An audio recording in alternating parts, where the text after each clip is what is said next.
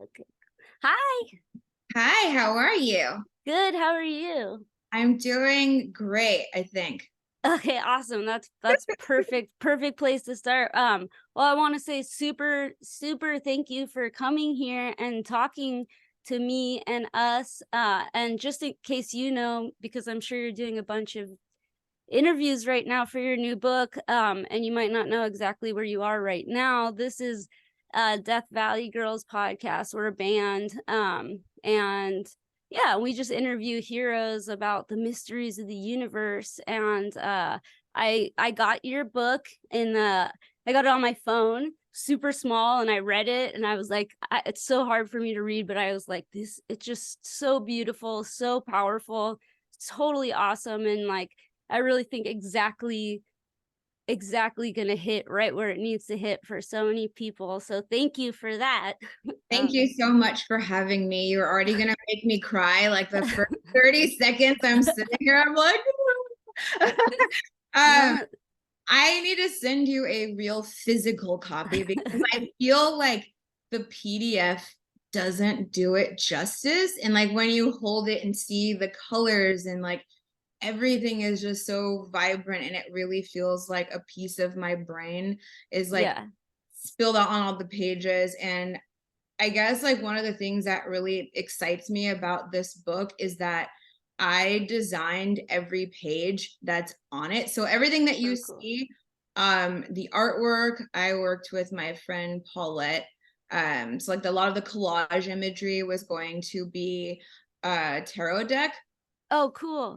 And that, may still come about, but like I like calling it like spirit collaging. Cool. Like, Yeah. so it's like I love like symbolism and all that kind of stuff. So it like really came through with the pages of this book. So I'm excited about that. Yeah, no, I definitely I'm gonna buy one, and I'm gonna buy a bunch for other people because it's like I think something about this book that's super special. And like for our podcast, we talk to a bunch of different people that do a bunch of different things. So everyone, I imagine, that listens is like really a beginner or whatever. I don't know that levels matter, but like it's just like it's, they will lead you will lead them off in this direction of your art, your what you do. And so I think it's like such a good introduction. But feel like, yeah, it's so beautiful, your story's so beautiful, your family's so beautiful. And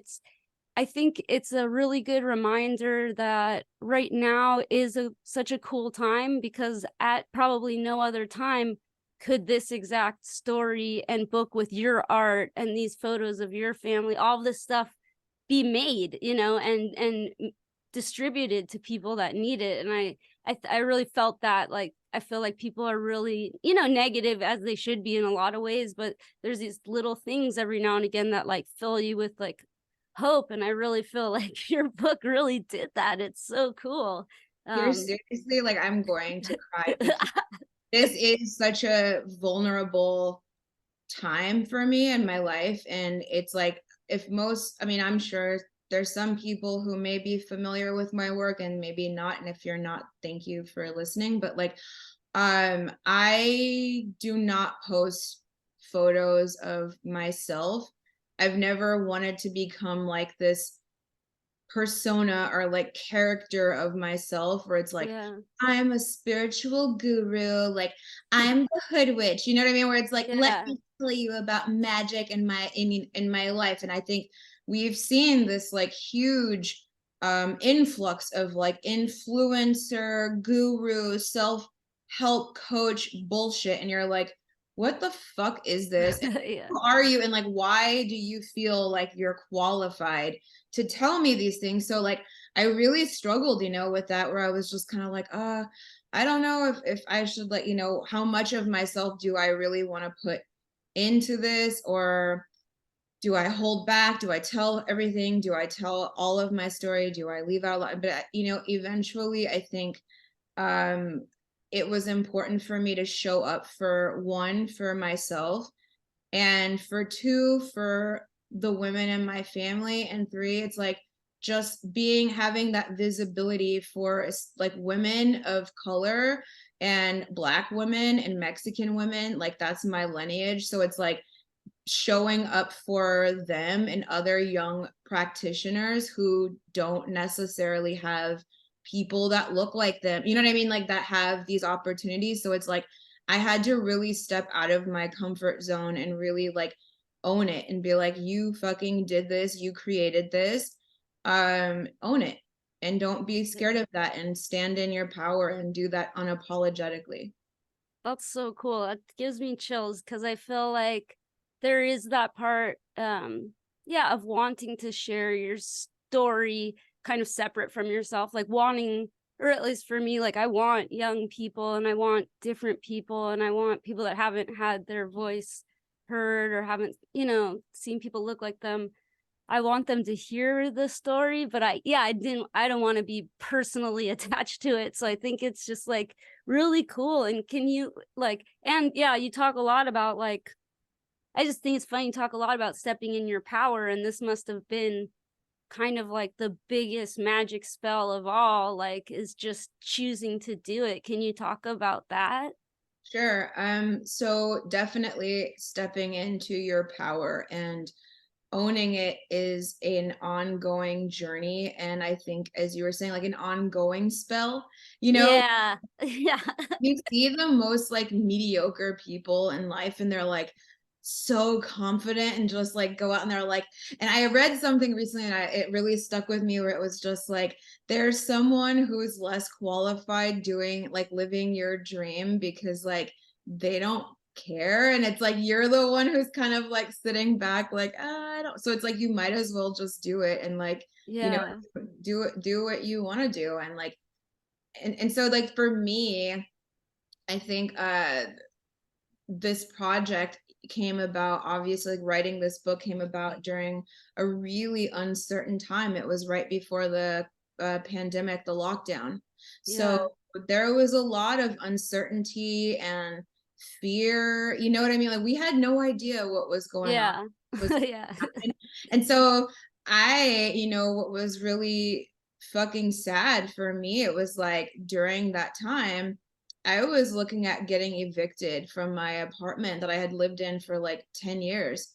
And my landlord was awful. So, like, in a sense, this book really did save my life, where it was like having this huge opportunity with like a major publishing company that was actually interested in hearing my story and my voice. And that really allowed me the space to, one, be able to support myself creatively and obviously like magically, spiritually. I always see this book and I look at this as like a blessing from my ancestors. Like this is a gift where they're like, we're giving you this opportunity right now to save yourself and to save your life and protect yourself. And I was able to move into a safe, home for myself and my son. And it was great. Like I was, it was challenging, obviously, Yeah. to write a book and also to uproot your life Yeah. 10 years, so it That's was crazy. How old's your son? I like keeping him Okay. Yeah, that's cool. private. Yeah, He's that's like the one thing, in my life where it's like I respect his autonomy and like his, totally. so Yeah, no, that's totally cool. I yeah. respect that. I feel like I talk about my nephews without their uh whatever. But I guess uh yeah, so can you, just one thing I'm really curious about, we've been talking to a bunch of like different, artists and authors and things, is did you, especially like for sort of a new project and such a personal one, did you like just do it intuitively or did you like make a schedule for yourself, or how did you actually like physically make it happen as far as that goes, if you don't mind talking about it? A lot of blood, sweat, tears, blood, sex, and magic. Yeah. A lot of blood, sex, magic. Yeah. There were many like meltdowns and like tears for sure. Where I'm like, I can't do this. Okay, I can do this. I can't do this. So it's like Yeah. it's always that matter of like hyping yourself up, because writing is not like when you're writing about yourself. I can write my ass off about any topic, you know, it's like give Yeah.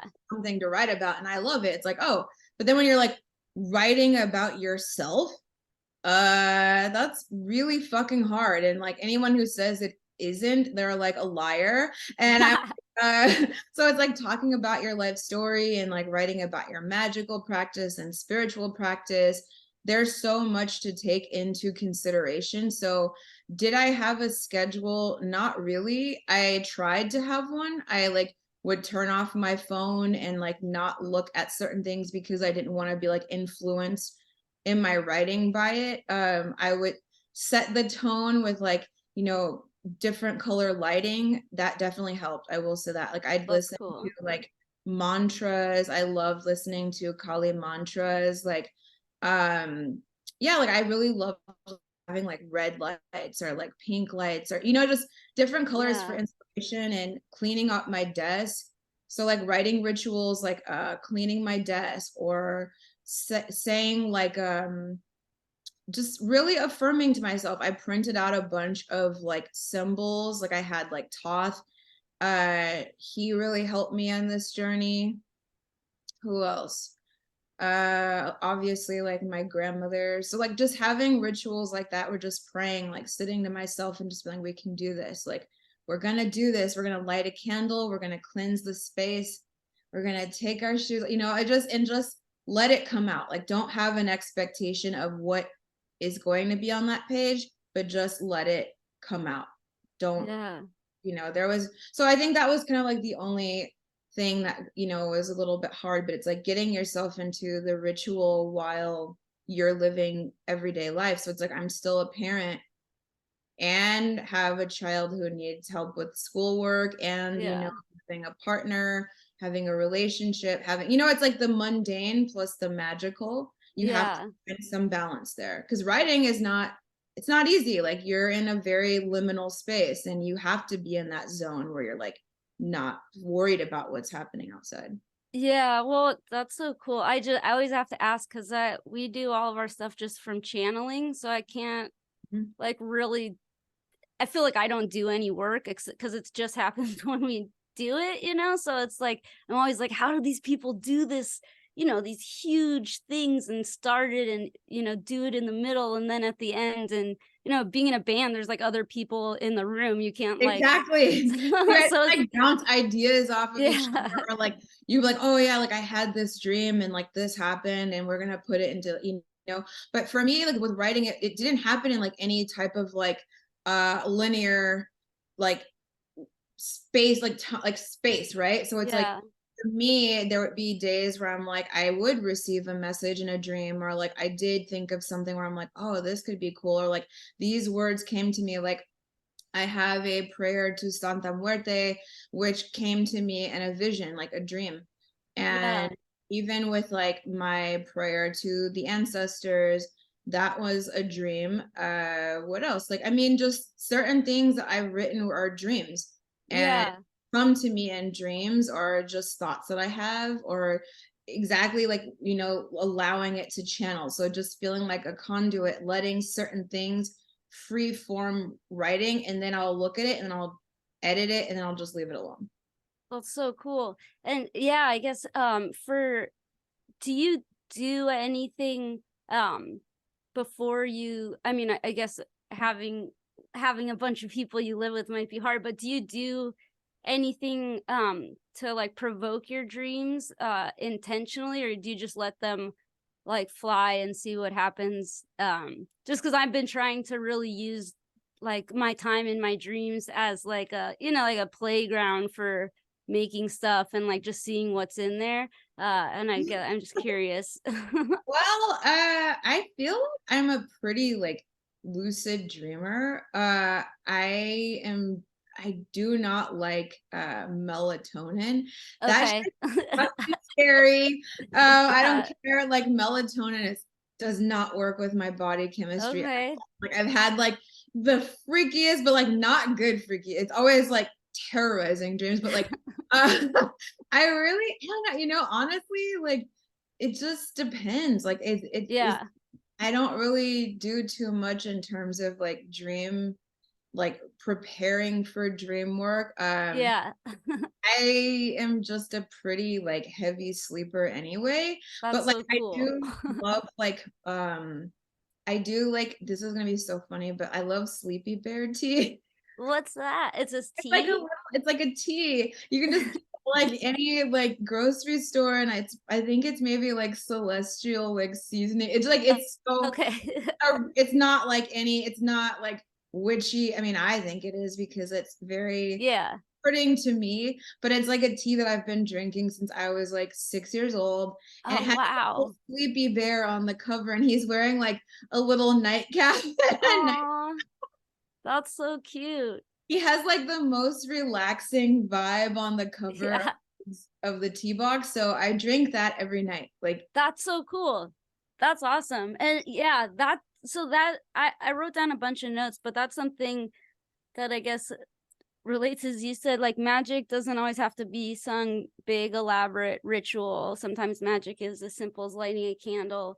And I think that like people perceive, I mean, people don't perceive. I think people like we've been brainwashed. I feel like is the only way to put it. We've been brainwashed. I don't know how long, um, to believe that power is outside of us. It's not inside of us, and it has nothing. We can't get it on our own. We have to go outside to get it. And I think that this idea that you can have like sleepy bear tea can be something that can be magical or can be a magic power. I think is like really important for people to know that it's just like you can anything can be magic, just like this is something weird, but like in the morning, like when I pee or whatever, like I'm like bye bye yesterday, like hello today, and then people are always like do you do magic, and I'm like no, and I'm like well that's a prayer, like that's like a ritual. And can you talk about that, just like the power of these things that people don't even realize that they're these things that they're doing that they don't realize they're doing that is like magical.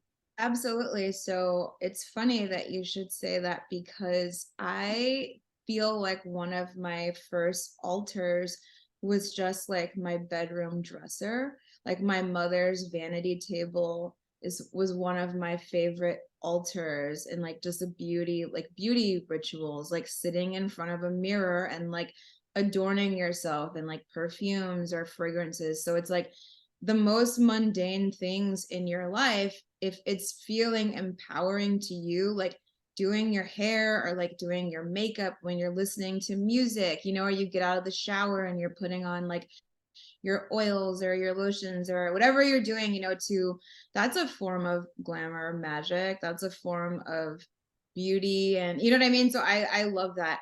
I'm also ruled by the planet Venus, so of course I love like beauty and glamour. And I love these very aesthetic type of rituals, but that's not going to be for everyone. So like yeah, like going pee in the morning and saying goodbye, or like just waking up and saying a prayer or affirmation of gratitude, or listening to a favorite song. Like I went through this phase where I would wake up every morning and I love listening to Buddy Holly every day. Like that was like one of my favorite ritual songs. I listened Yeah. to it, and like it made me so happy. So I feel like things that raise your energetic frequency or just make you feel oh, it feels so good. Like I can turn up the music in my car and just scream, or it's like I feel like music, especially, and this, you're an artist, you're a musician, like music really can shift your mind and your consciousness and your energy. And I think that there is just so much to our everyday life that can be turned into a ritualistic practice. So even on like Sundays, doing your laundry, like turn on your favorite fucking music and like smoke out your house with like herbs or resins or incense, and having an intention for that. It smells good, you'll feel good, it lifts the energy, you have good music, you can cook good food, you're infusing love into your meal. Or if you're not a cook, like who cares, do something else, like order something that makes you feel good. So I think all of these things can be very ritualistic, and they're not like just some big, oh my, I gotta light the ceremonial robe and the candle. It's like Yeah. it's just, it doesn't always have to do that. Yeah, well, I think people don't know that. Like I didn't know that. I feel like you think it's just you're just so conditioned and brainwashed to feel. I just like keep on thinking how much I was personally just brainwashed into this like society thing, just like even though that's not maybe the word everyone would want to use, I feel like yeah, since I was like 15, they're like, you're weird and different, and that's bad, and then it's just like having a realization, no, that's like those are my magic powers. Like Yeah, we and would have been friends because I wrote about that in my book where it was like I was called the devil girl and like the sickness, which I'm like, oh, really? Me now? Thank you. yeah, yeah, I yeah, was called totally. like the devil girl and like the demon. They'd be like, oh, she's a devil worshiper. And like at the school that I went to, I grew up in LA. So I'm a millennial. During the time period when I was like growing up, it was not fucking cool to be Black or Mexican and like listen to anything outside of like hip hop or like whatever box that they, and it's like I liked hip hop, don't get me wrong, but it's like I liked everything. Out with everybody.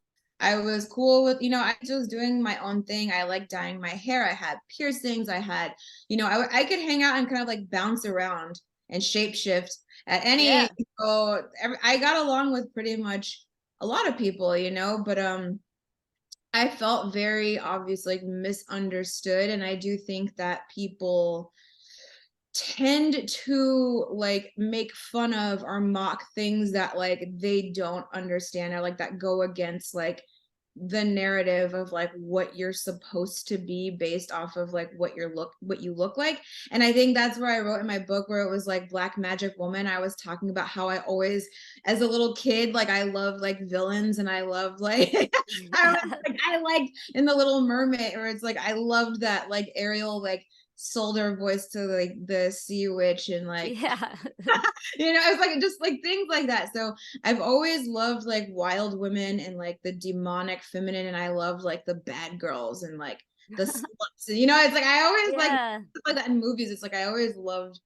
I like that's what I identified with more. Yeah, well, I think they're free to be who they are, and the other people are like trying to fit into whatever seems normal, and that's not like that sexy or that cool to be like trying to be normal. But oh, and one other thing I think is really funny that you're saying is that your grandma read the Weekly World News, Yeah.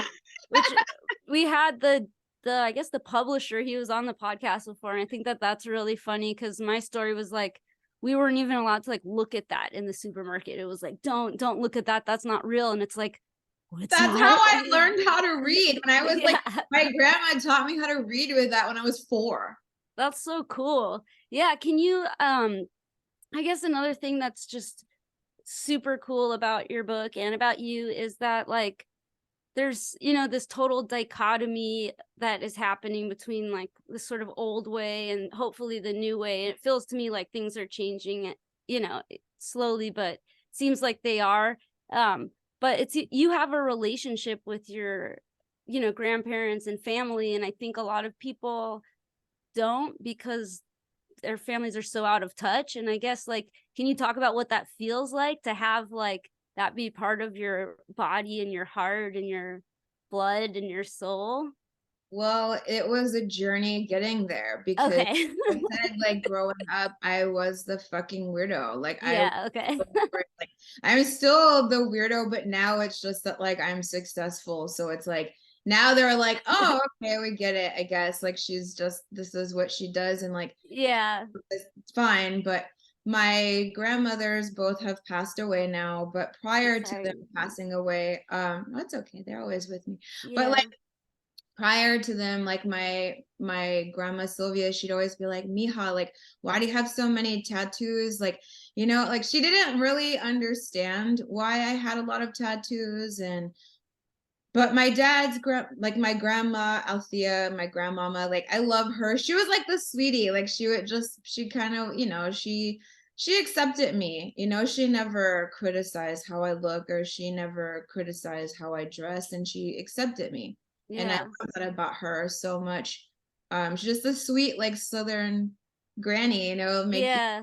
and cook you food and stuff. She was a sweetie. So she never made me feel bad. But I also love that about my mom too. I feel very lucky that I grew up with a mother because for a lot of women, their first bullies, are their mom. And that Yeah. sucks. But it's like my mom, she would like she didn't understand like the way that I dressed or certain things, but she never made me feel bad about myself. She supported me and she always was very like loving and kind, and she's just very selfless and very, Yeah. I don't know, my mom is just such a sweetheart. Yeah.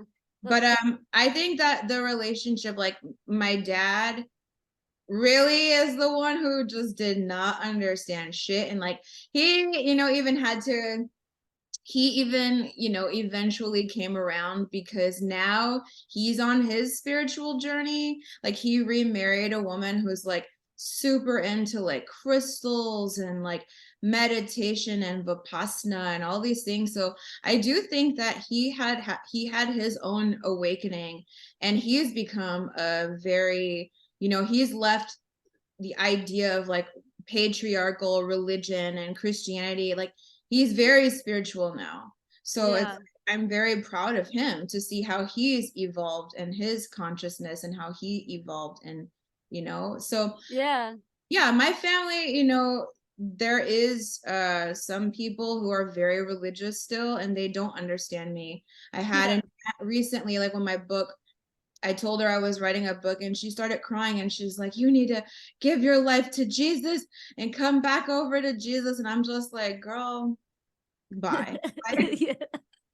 Yeah, well, you said that about your grandma, is that she was like religious, but also believe, like had to pass down traditions, which I think is so beautiful and cool, and something that people don't really like think too much about is it doesn't have to be a complete like polarity of like religious and not believing in this stuff. I know that there is that polarity of people that are like, what are you doing? Like, don't. Well, that's the thing though, is that like having both cultures, like having a Black and Mexican ancestry, we have to think about colonialism, we have to think about slavery, we think about how these religions were forced upon, my ancestors with Christianity, Catholicism, and how the practice of our magic was, held and kept secret and kept in silence. And so a lot of, practitioners of even like voodoo, Santeria, like all of those things had to be masked and hidden under the guise of Christianity and Okay. Catholicism. You know what I'm saying? So Yeah, no, that's super cool. Yeah. I mean, that's not super cool, but the idea that you first, I'm like just that first colonialism is not cool. It's not, I think it's cool how like a lot of people, including myself, have been like, fuck that. Like we're going yeah. to our old ways, and we're going back to our real ancestral magic. And I think that's beautiful. I love seeing how so many people, because witchcraft and like paganism existed throughout every continent, regardless of what name, pre-Christian, pre-Abrahamic religion. So I do think it is uh exciting to Yeah. be at the forefront of this like modern rich witch renaissance, happening. So Yeah. I'm Yeah, yeah, sorry, but that is so cool because I that's like I guess the coolest part is that for some reason for I don't know how long this has been around where like that's what's weird is like being in touch with the planet you're on, like doing things that are intuitive, believing in yourself, like following the sea, all of these things that make so much more sense than like just like as a kid when they're like, this is your religion, there's this guy called God, and he's a guy, and like he has a beard and all this stuff, and you're like, that doesn't resonate with me like at all. And especially, for me, I was just like, that doesn't make sense to me. And then later on to find out that that's an option. It's not like that's not the the end only. all and be all, yes. Yeah, and then to be like, oh, that's cool. And then to find out that I didn't realize that though, that things were hidden in Catholicism, but that makes so much sense to me. Thank you for sharing that. But No, you're welcome. Like even in my book, you'll see that there's a great deal of like Catholic iconography, and like all of those pages have hidden meaning. Oh, So the cool. people who get it will get it, and Okay. the people who don't will, you will, for unfortunately will not, but um, Yeah. but no, there is symbolism there, and I think it was very intentional for me to put that. And yeah, that was exciting, and I'm excited that my book is going to be it's coming out into reality. But it's so funny that you should say, like, because I remember, and I even wrote about this in the book, I was called the devil girl. Like, I wore the Marilyn Manson shirt to Yeah. and I went to this like black girls like Baptist Christian fucking church, and I was like, I'm gonna wear a Marilyn Manson shirt. Obviously, you guys, this is before all of the accusation stuff. This is like the early 2000s. So Yeah. I went and I had on my little Marilyn Manson shirt, and I was like, I don't believe in any of this stuff. And I didn't. And I Yeah. was like there to be this like provocateur, I was really, Yeah. I loved being like that agent of chaos in the church, because they all were like, oh, she's so bad. Yeah. And I don't know if it like made the like book. I don't remember if it did. I don't think it did, but one of my favorite communion memories, I had to go to a communion, and I was so hungry, and I was little, and I like stole the communion wafers and like hid under the table, and I drank all of the like grape juice that was supposed to Whoa. be the blood. That's It's a amazing. box of wafers, and I got in so much trouble, but like, yeah, that was fun. So sorry, that was Oh, I that's okay. landline, because I still do a lot of like tarot readings here. So Yeah. Well, oh, sorry. Can you talk about how you got into tarot, or like, do you want to yeah, pick up the phone? Should we no, pause? no, no. I need to like just leave that be, because Okay. no one calls the number. It's just I use it for work still. Yeah. Because everyone's like, you still have a landline? I was like, I specifically got a landline because I do most of my readings like by phone, or so it's like very cool to me. I feel very like psychic friends network. Yeah, totally, for sure. A phone is definitely cool. And like in the movie, when you have to like grab the phone, like it's got to Right? be there. I want like a Hot Lips phone. It's like Yeah. That's cool. Yeah. tarot readings by Bri. But yeah, that's cool. But yeah, can you just talk about how you found tarot, and yeah, if you just how you found tarot, or if you look, So yeah. getting into the tarot, I always had like I guess like as a teenager, like a tween, you have that age where you're kind of like really getting into like metaphysics, and you're like, oh, everything that I could find was like about Wicca.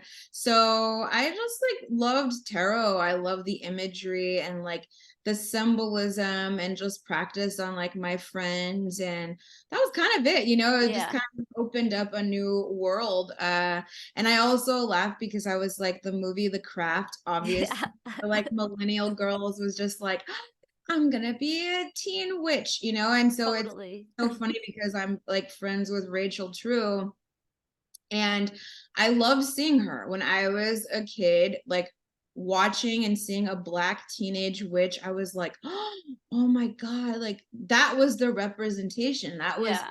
amazing to me. When you think about it, it's like, well, what other black teenage witch do we have in popular culture? None. Yeah. So That's I cool. never imagined, in my adult life, fast forward, professional tarot reader, professional witch, and having a business and a book and da da da, and like chatting with her and just being like, oh my fucking God, like I can't, like, this is great. Like, it's just so, it feels like truly so like validating to my pre-tween self.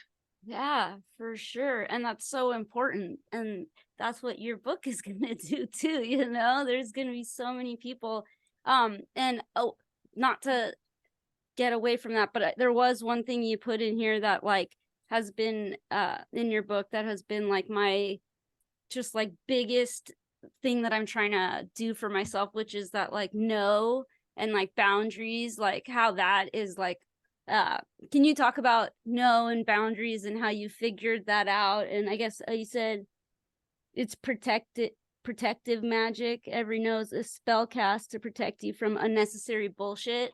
Yeah. Like, I feel like I come from I feel like it, like I'm like fourth generation person. My family's had a restaurant. And so I'm like fourth generation person of like, how can I serve you? And Yes. and it's just so deep within me to like try and figure something out, fix it, like make people happy. And like Yes. when I kind of just like, for me too, COVID shut down like the past and opened the future in this like uncertainty way of just like, but like, whoa, why are you being so easy to get along with? Why are you people pleasing? All of these things. I was like, what are you doing? It's like not empowering you. It's not giving you power. It's like you're half the person you could be. And I feel like this is something that people do not know, the power of, of just like No. no and boundaries and how you find your boundaries, how you set your boundaries. Can you talk about that, please? Absolutely. No is a complete sentence. I firmly live by that. Maybe almost to like a disadvantage where I'm like, I am born under the sign of Taurus. So it's like if Oh, you know cool. anything about astrology, I am a stubborn little witch. So like once I set my mind to no, it is no. And I think that, you know, if you have a history or, you know, a tendency and you grow up in a space where it's like people pleasing and looking and seeking for validation and constantly looking for validation outside of yourself, or, you know, overextending yourself, draining your life force, draining your energy, giving, constantly giving without replenishing yourself, you are going to burn the fuck out. You're going to be exhausted. You're going to be sad. It's like you're not honoring yourself when you don't have a boundaries. Like, what are your limits? What is it that, you know, you're not, why are you giving so much of yourself? And it's like, are you giving yourself back that same energy? Are you reciprocating the same? Or is the person that you're consistently doing for, are they feeding you? Are they nourishing parts of yourself? You know, it has to be a give and take.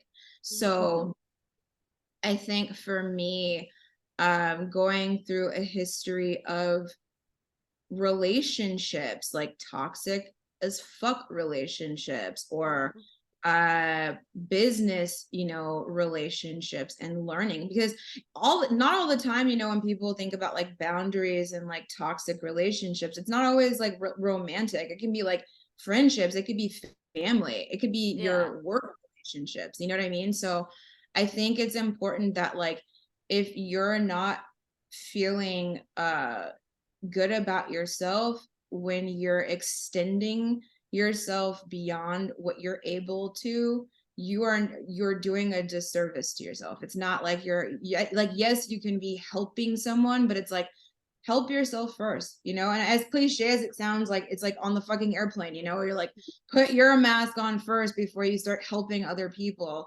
And it's like, yeah, like put your mask on, like do your own, like help yourself first. And the front line of defense before you're like, everyone, you know, especially even like witchcraft and like magic and like brujeria and like all these things are like, oh, I think someone's doing something to me, and da, da, da. It's like, no, it's you. Like you're Yeah. taking care of yourself. It's like, tell these people to fuck off, you know, like no, Yeah. tell them no. Don't hang around people that are draining to you. Don't hang around people who are talking shit about you. It's like, these are very easy, like very, I know it sounds very practical, but sometimes you don't, some spells and, you know, witchcraft and all these things don't require much other than you truly telling someone directly to their face, like, to go fuck themselves. Yeah. That's awesome. I was Thank like, you. that in itself is powerful. And it's like, and I'm not a person who's like shied away, you know, even in like huge like corporate meetings. Like I have had people so mad at me, like in because I did not go along with what they wanted me to do, or I didn't accept peanuts from them. Like even Yeah. with my own book, like with Harper One, I can assure you that like they were not expecting me to be this like uh direct and very upfront about what my book was going to look like, Yeah. and and and really advocating for myself. So I am a very firm advocate of myself, and I want everyone else to be like a very firm advocate in their professional life and their relationships and their friendships. Like you are your own highest authority and you need to move in this world as such. Hell yeah. That's so cool. Thank you so much. Yeah. And I just one last question real quick before the last question is you said differentiating between intuition and anxiety. I feel Oh like yeah. that's interesting. Can you talk about that? Yeah, guys, I love the section called Witching with Anxiety. Uh, I have anxiety, and I feel like a lot of people, obviously, in the world, if you don't have anxiety or some sort of like mental illness, Yeah. I'm Yeah. like at this point in this juncture in our society, then I don't know what the hell is wrong with you. You must not Yeah. pay attention. No, Yeah. I'm like, No, I'm like, for sure. right? I'm like, if you don't have anxiety now and you wake up, I don't know what to fucking tell you, but like you're not. Yeah. Okay, yeah, but no. What is the difference between anxiety and your intuition? Well, I feel like anxiety has a tendency to like play games with you. So like if it's not sitting well in your body, does it make you feel I guess like your intuition puts you at ease, right? Does it come easily? Does it feel like um it's not paranoia, it's not tension, it's not like stress, it's not giving you this like triggered response in your body. Yeah. Intuition feels more natural. And so it feels like less of a resistance in your body. I don't know how else to explain that. Yeah, no, I think that that's really good. I wonder, just hearing that, I wonder if anxiety is more of a body feeling and intuition is more of like a mental like knowing or something. I Well, it don't know. does feel like an inner like knowing, and it's less like conscious, right? Where I'm like, am I really am I really anxious, or is this something that I feel like intuitive about, like where I'm like instinctively like, because there's been situations where I know like I should not be doing something, or like I should be going somewhere, or like you just know, right? And Yeah. I think your intuition feels like ease, whereas it's like your anxiety is like more of a fear. It's like, it's like, is this bringing fear or like tension into my body versus Okay. like a natural kind of flow of like, oh, this doesn't feel right. I'm gonna. Yeah. Well, cool. No, yeah, I think that that's really important. I think that yeah, the your book is just super cool, and just these like just learning all of these little things to trust how you feel and to be able to discern how you're feeling from how just like your animal body is reacting, I guess is just like sometimes hard to know. But I guess yeah, is there anything else that you would like to tell the universe? What I liked, I'm like, I had to give like a long, uh, God, I don't know. This was like hard to put into the world, where I just want to say like, That no, you don't have to say any. I mean, I feel like I think you don't have to. You've said a lot of super awesome I know stuff. I feel like I've just been like talking nonstop, but I have something I want to say. Okay. Yeah. Okay, so this is like, it takes me back to like we were talking. I'm like really tapped in right now, like the inner child, but it's like Yeah. it's already spooky season. One of my favorite quotes is from one of my favorite movies with the Rocky Horror Picture Show, and it's something I Hell still yeah. by, where it's like, don't dream it, be it.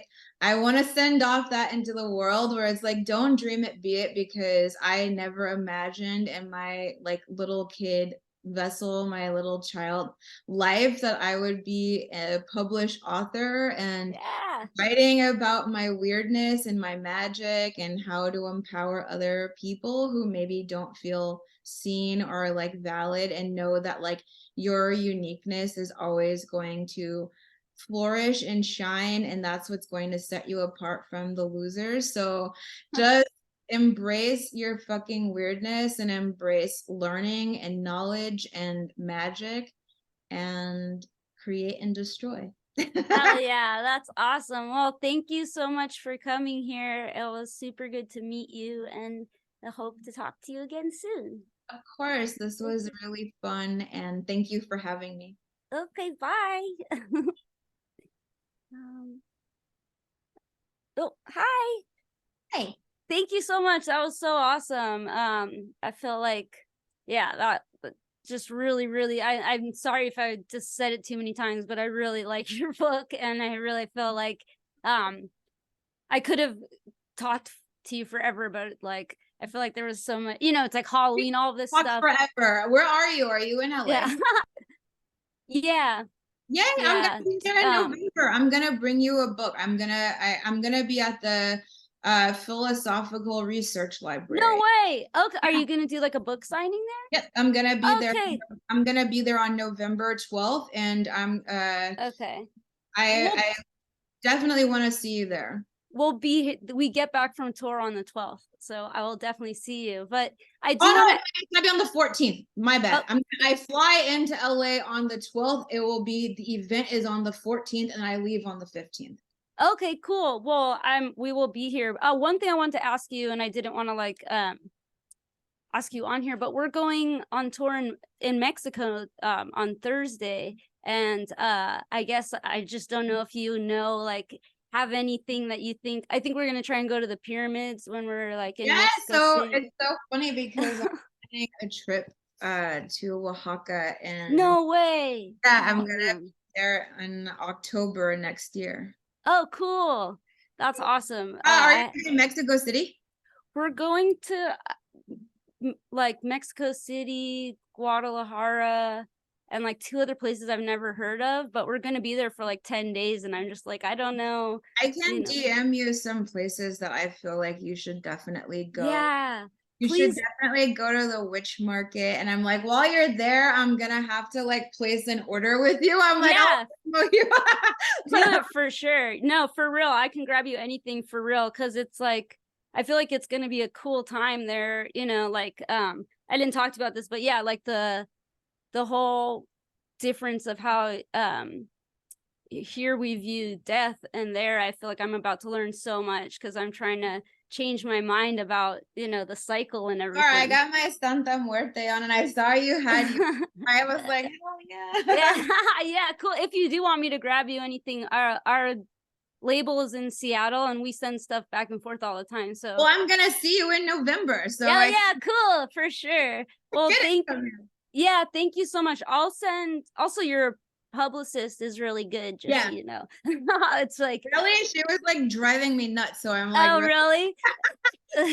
Well, she's really good. A lot of people are not, but I don't know if she's nice or whatever. But no, she's fine, but sometimes she drives me crazy, so like it's just like me working with like other people, because I'm so used to doing everything by myself that this is such a different experience, Totally. Well, if you want recommendations for those people, I know some people too, but yeah. But thank you so much again for being here. Thank you. Yeah, no, message me on Insta, and then I have my own personal page too. So I'm gonna just DM me on Hoodwitch, on the Hoodwitch, and then I'm gonna add you on my personal small page. Okay, cool. Well, thank you. I don't know what the weather's like there, but enjoy it. Rainy and cold, my favorite. Okay, cool. Yeah, it's so hot here. But well, I'll see you in November. All right, see you later. Bye. Okay, bye. Have a safe tour. Safe travel. Thank you. You too. All right, bye.